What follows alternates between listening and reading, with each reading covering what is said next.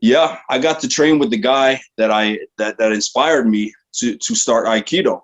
Hey guys, got a very fun video for you answering the question, what's it like training with Steven Seagal today? So my guest on this video is Remy. He's a second dan black belt in Aikido, a security specialist and bodyguard.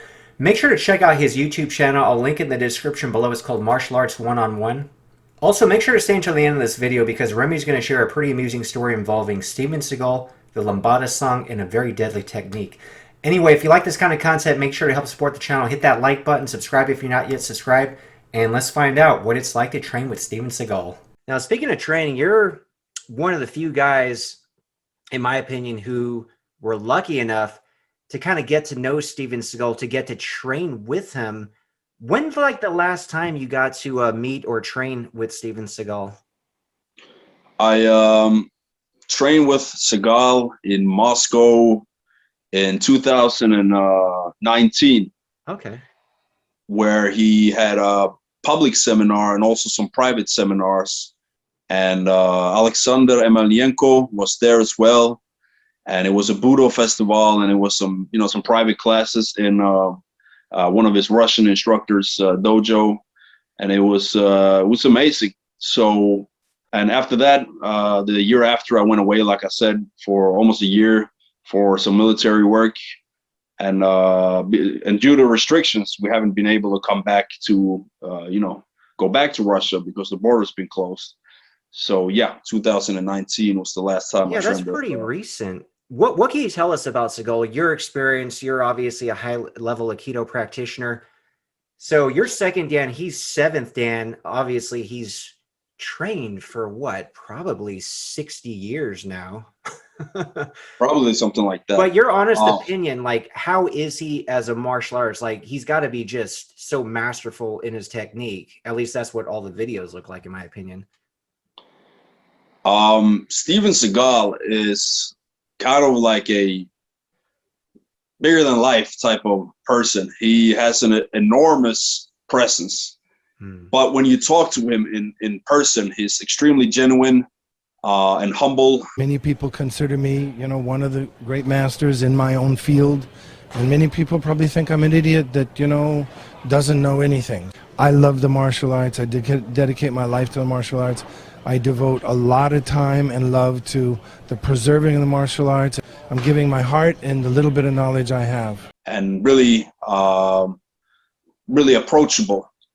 Now, the techniques that I've felt him do is when I punch towards Steven Seagal, when he's going to do a technique on me, it feels like I'm punching air. And then I feel him doing the technique where I just splatter on the mat. But he's not doing it to hurt me, even though I know he could do it, but he's doing it in a very, very sharp and efficient manner. And it's really, training with Seagal has really made me appreciate the Aikido. Yeah, I got to train with the guy that inspired me to start Aikido. And it was really amazing. And he is as, he's fast and he's powerful. And yeah, he's got some quick hands, that's for sure.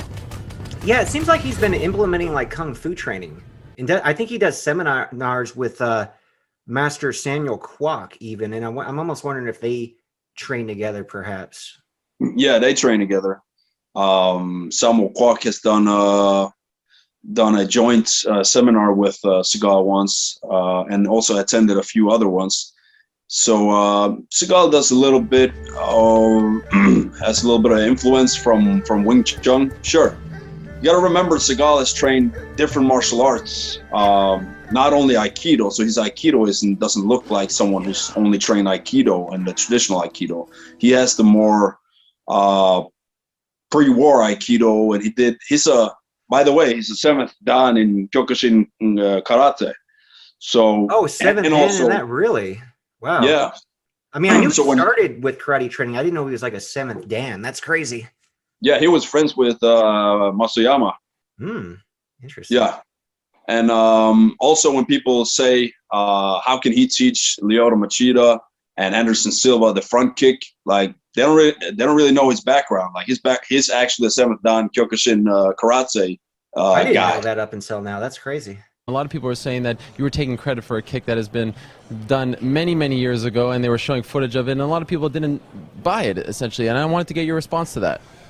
Everybody has their opinion. Some people have sour grapes, some people have jealousy.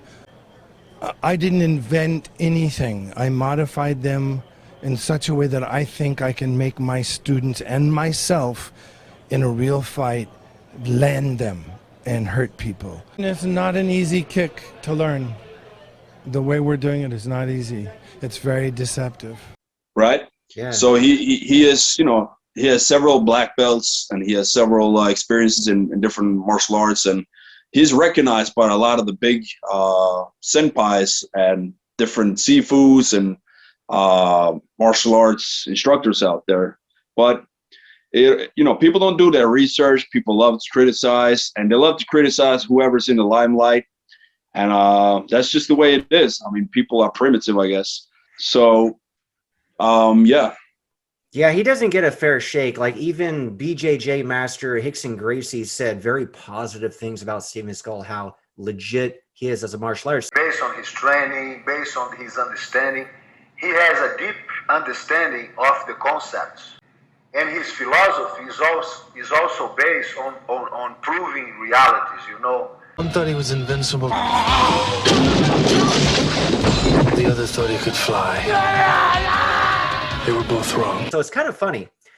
You have like this entire group, you could almost call them an army of Steven Seagal haters who attack the man and don't even, and say he's not even legit as a martial artist.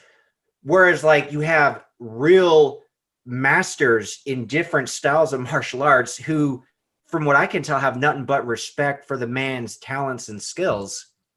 So it's interesting. But again, they're such a small group, but they're the meaningful, they're the people that matter, in my opinion, not this army of Seagal haters.